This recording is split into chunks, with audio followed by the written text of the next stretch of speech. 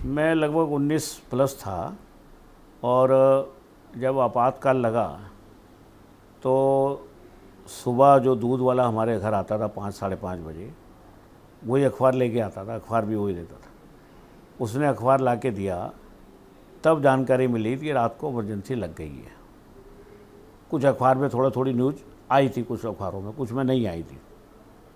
Front news तो अगले दिन आई थी।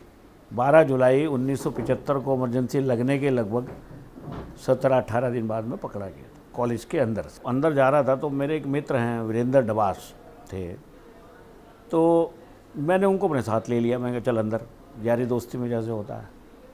तो होशियार सिंह पुलिस वाले एसआई ने उसको भी पकड़ लिया। मैंने बहुत कहा भाई ये तो मेरा मित्र है, मेरे साथ कॉलेज में पढ़ता है, क्लास में सेकेंड ईयर में पढ़ता था मैं, लेकिन पुलिस ने उसको भी नहीं छोड़ा और रात को हमको टॉर्चर किया। हमारा जो घर था वो एक किस्म से इमरजेंसी में अड्डा था। आपको मैं संदर्भ बता रहा हूँ कि जब इमरजेंसी का 1 साल पूरा हुआ 25 जून 1976 को, तो एक पोस्टर छपा था, और पोस्टर छपा नहीं था, वो कैलेंडर बाज़ार से खरीदे गए थे।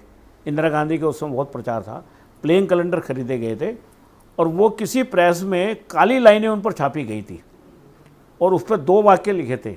आज भी वो पोस्टर का मैं आपको कहेंगे तो प्रूफ दे दूंगा। ऊपर लिखा था तानाशाह, नीचे लिखा था अंतिम जंग। इंदिरा गांधी का फोटो था और जेल, काले रंग के शीशे जेल के जैसे होते हैं, वो उस पर बनाए गए थे। वो पोस्टर हमारे घर से डिस्ट्रीब्यूट हुए थे पूरे चांदनी चौक के लिए। तो उसमें पोस्टर लगाते हुए 3 लोग पकड़े गए। उन्होंने, जब उनको पुलिस ने बहुत टॉर्चर किया तो उन्होंने हमारा नाम ले दिया कि हम वहाँ से लाए हैं, और वो 4-5 बचे हुए पोस्टर हमारे घर पे रखे थे। जब पुलिस ने तलाशी ली रात को तो हम लोग तो भाग गए, लेकिन मेरे माताजी और पिताजी दोनों थे। पिताजी को पुलिस पकड़ के ले गई, पिताजी भी कार्यकर्ता थे। उनको टॉर्चर करा, 3 दिन रिमांड लिया उनका, और उनकी कहानी तो इमरजेंसी में बड़े बड़े संघ के अधिकारियों ने, जनता पार्टी के लोगों ने सुनाई। भय का वातावरण था, घर वालों को मिल नहीं सकते, कोई बाहर कोई चिट्ठी जा नहीं सकती, टेलीफोन थे नहीं, घर वाले भी बेचारे भय में, हम भी भय में। नो कम्युनिकेशन, नो कोऑर्डिनेशन, कोई विरोध नहीं, कोई चुनाव नहीं, मीडिया में, न्यूज़पेपर में सेंसर लग गया, आप खबर नहीं छाप सकते उनके बिना। एडिटोरियल आते थे उस वक्त, पर प्लेन बिल्कुल, चिड़ी भी चू नहीं कर सकती थी। 1.5 लाख लोग अरेस्ट कर लिए गए। कोई भी एक्टिविटी नहीं, कोई अपने मुख से नाम नहीं ले सकता था कांग्रेस का या प्रधानमंत्री के विरोध का कुछ। उस समय जो है मेरे को जो है एक किसी अपने जो जिला प्रचारक थे उस समय, उन्होंने मेरठ मुझे जो है कुछ साहित्य लेने के लिए भेजा था। वहाँ पे जो है बस में जो है चेकिंग हो गई, और चेकिंग होने के बाद जो है जो साहित्य था वो मेरे पास मिल गया उनको।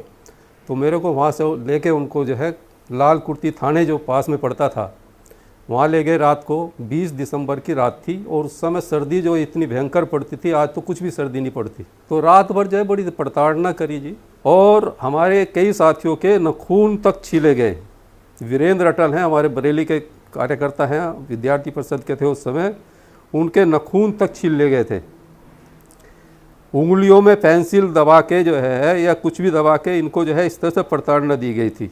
जब सत्याग्रह कर दिया, थाने पहुंच गए, तो कई मित्रों ने उनके फ़ोन किया कि दयाल पवन को तो थाने में चला गया, पकड़ के ले गई पुलिस। बोले कोई बात नहीं, क्योंकि सबको मालूम था जाएगा। बर्फ़ पर नंगे करके लिटा दिया था 3 कार्यकर्ता हमारे, उल्टे लटका दिए उन्हें, इतना मारा था जैसे चमड़ी उधड़ जाती है। कांग्रेस सरकार ने अत्याचार तो नाजियों जैसे ही किए थे। जब तक जिसको मर्जी लिया जेल में डाल दिया, जिसको मर्जी करा के तेरी दुकान नहीं, तेरा ये नहीं, जो नसबंदी शुरू करी थी, कोई देखना ही नहीं क्या करना है, जो क्वारा है, शादीशुदा है। जिसने कांग्रेस कार्यकर्ता ने जिस पर उंगली उठा दी उसको उठा के जेल में डाल दिया। ना उसकी कोई थाना सुनता था, ना उसकी कोर्ट सुनती थी। लुक छुप के जो भी करते थे हम, तो उस समय में हम डेली है ना पोस्टर बांटा करते थे इंदिरा गांधी के अगेंस्ट, जो भी हुआ करते थे। वहाँ पे लालचंद नाम के बंदे ने मुझे पकड़ लिया, और उसके बाद उन्होंने, वो कांग्रेसी परिवार था, उन्होंने पकड़ के काजीवास थाने में हमारे को अरेस्ट करा दिया। रात को 10 बजे के लगभग हम थाने पहुंचे थे। सुबह 4 बजे तक हमारी है ना हर तरह से पिटाई की गई। पहले नंगा करके पिटाई करी गई, फिर है ना उल्टा लटका के पिटाई करी गई। बहुत प्रताड़ना दी गई हमें। ये देखिए हाथ कटा हुआ, ये सारा उंगली कटी हुई है। ये कुर्सी के नीचे रख दिए थे इन्होंने, उंगली पेंसिलें डाल डाल के कुर्सियों के नीचे, पाँव के नीचे हमारे हाथ रख दिए थे। 4-4 घंटे बैठे रह गए। रात को 2-2 बजे तक डीएसपी सहाय होता था, उसने रात को 1-1 बजे तक खाना नहीं दिया हमें। 2 दिन हमें अपने थाने में रखा गया। ये हमारा हाथ टूटा हुआ, ये पूरा इसी वजह से ये पूरा हाथ टूटा हुआ। ये 2 उंगलियां आज भी काम नहीं करती। वातावरण था उसकी आप कल्पना नहीं कर सकते थे। जैसे ही जब मैं बेल से छूटकर वहाँ से आया, जिस व्यक्ति से हम नमस्ते करते थे ना जी, वो हमें नमस्ते करने के लिए भी तैयार नहीं होता था, इधर मुंह कर लेता था। इवन टू मेरे परिवार के ताऊ जी भी हमारे साथ के मकान में ही रहते थे, तो वो भी थोड़ा सा कटने लग गए कि भाई इसके चक्कर में हम भी गिरफ्तार ना हो जाए। जैसे आजकल का माहौल है ना राजनीति के अंदर, जो मर्जी बोल देते हैं, कब्र खुदेगी, जो मर्जी। उस समय मुर्दाबाद का नारा भी कोई नहीं लगाता। हमें सिर्फ इमरजेंसी हटाओ का नारा लगाना है, धारा 370 हटाओ ये नारा लगाना है, मुर्दाबाद कोई नहीं बोलना। पहले तो मेरे साथ जो बीती है थाने के अंदर मैं वो बताता हूँ। मुझे उन्होंने हवालात से बाहर निकाला तो एक कमरे में इतना तो खुला हुआ था, तो अपने माननीय धर्मवीर जी को उन्होंने लटकाया हुआ था ऐसे हथकड़ी लगा के, डंडा लगा के ऊपर। मैंने इनको देखा लटकते हुए, ये तो चिल्ला नहीं रहे थे, कुछ आराम से लटके हुए थे। तो वो 3 जने थे, शराब पी रखी थी उन्होंने। एक यहाँ बैठ गया, एक ने मेरी टांगें उठा ली और एक ने पीछे मारता गया। वो जब तक मारता गया जब तक वो थक नहीं गया। उन्होंने 12 बजे में हवालात से निकाला था और शायद 12:30 बजे मारना चालू करा और 4:30 बजे तक वो मारते रहे। कि कोई पुलिस में जाके कांग्रेसी कह दे कि इसका इससे संबंध है, उसे घर से उठा लेते थे। वो 2 साल तक यही रहा। हम जैसे लोग मिलते थे, कहीं चाय वाले पे बैठ गए, इस पे बैठ गए, उस पे बैठ गए, तो थोड़ा वो भी डरता था, बोले यार ज़रा बोलो कम, कहीं साले पुलिस वाले ना आ जाएं, कहीं कोई कंप्लेंट ना कर दे। डर का माहौल था पूरे में कि कोई मुखबिरी ना कर दे, कोई पुलिस को इन्फॉर्म ना कर दे।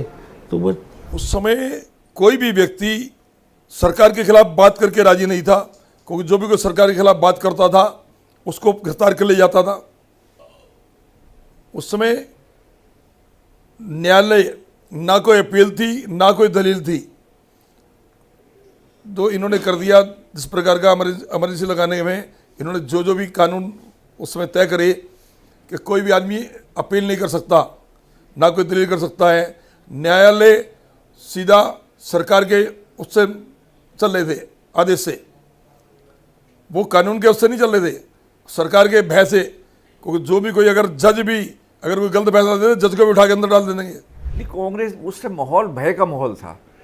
अगर आप बीजेपी और आरएसएस से, मतलब बीजेपी नहीं, उस टाइम जनसंघ या आरएसएस से आप जुड़े हुए हैं, संघ से जुड़े हुए हैं, तो आपको छुप के रहना पड़ेगा।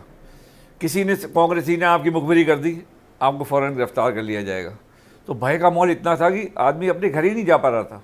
प्रेस बिल्कुल बंद थी, इमरजेंसी में अखबार छपने बंद हो गए थे, सारे सेंसर हो गए थे, और न्यायालय में जो वो चाहते थे वही होता था। तो उनकी तरफ से कष्ट जितना दिया जा सके ऐसा उनका प्रयास रहता था, और इसलिए वहाँ पर पानी पीने को नहीं मिल रहा, खाने को नहीं मिल रहा, इस तरह की स्थिति तो बहुत बार थी। रोड पे जाके सत्याग्रह किया। पहले दिन जो नरक देखना हो तो उस थाने में देखा कि कैसे लठ से पिटाई हो रही थी।